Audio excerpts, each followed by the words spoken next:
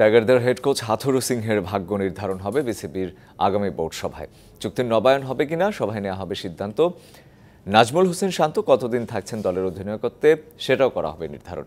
বিসিবির cricket operations chairman Jalal Yunus জানিয়েছেন, টাইগারদের বিশ্বকাপ পারফরমেন্সে ব্যাটারদের ভূমিকায় সন্তুষ্ট নয় বিসিবি।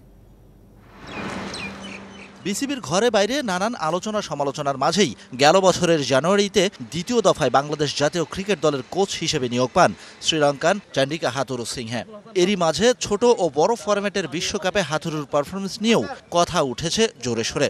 নাজমুল শান্তদের সদ্য সমাপ্ত বিশ্বকাপেও দল এবং কোচের পারফরমেন্স এখন বিসিবির ভাবনায়। তাই প্রশ্ন আসতেই পারে, শেষ হতে চলল কি হাথুরু জামানার দ্বিতীয় অধ্যায়?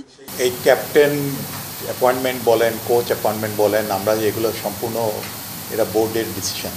ভবিষ্যতে হবে কিনা আমরা এই আলাপ আলোচনা এই মুহূর্তে আমি বলতে পারবো না। সব কিছু বোর্ডের সিদ্ধান্ত হয়, বোর্ডের মধ্যে সিদ্ধান্ত আসে। পুরো বিশ্বকাপ জুড়েই গড়ের হিসেবে সুপার ফ্লপ বাংলাদেশের ব্যাটিং লাইন। টপ অর্ডার যেন তাসের ঘর।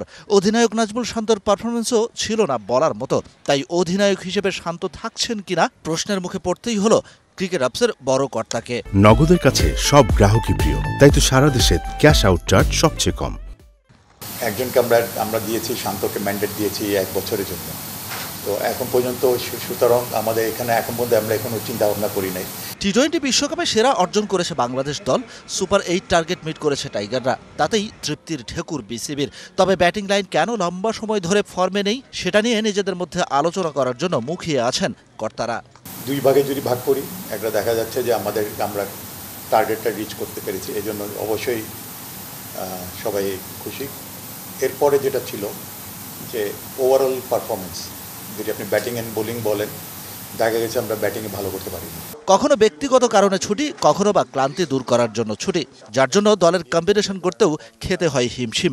সেই সিনিয়র সিটিজেন সাকিব আল হাসান প্রসঙ্গে যথারীতি ফ্রি লাইসেন্স প্রথাতেই আছে বিসিবি। যারা ওডিআই যারা খেলবেন তারা খেলবেন। Shahan Papon, DBC news, Dhaka.